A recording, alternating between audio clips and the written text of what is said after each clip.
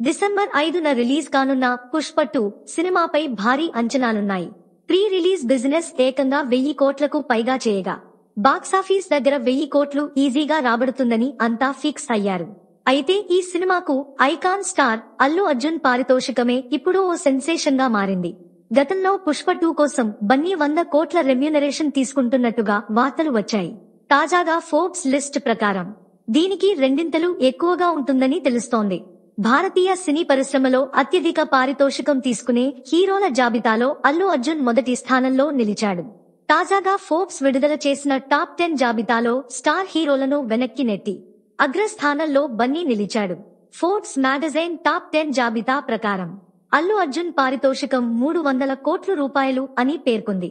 అంటే ఇండియాలోనే అత్యధికం అన్నమాట. దీంతో దేశంలోనే అత్యధికంగా పారితోషికం పొందుతున్న నటుడిగా బన్నీ రికార్డు సృష్టించాడు. ఈ జాబితాలో రెండో స్థానంలో దళపతి విజయ్ ఉన్నాడు.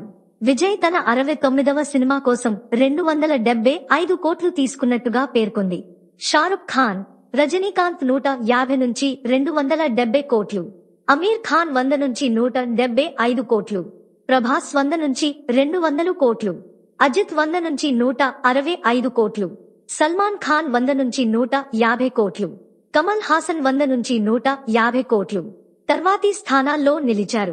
300 కోట్లతో బన్నీ ఆల్ ఇండియా నెంబర్ 1 హీరోగా నిలిచి అందరినీ ఆశ్చర్యపరిచాడనే చెప్పాలి. మరి పుష్ప 2 ఎలా ఉంటుంది? బాక్సాఫీస్ దగ్గర ఎంత రాబడుతుంది?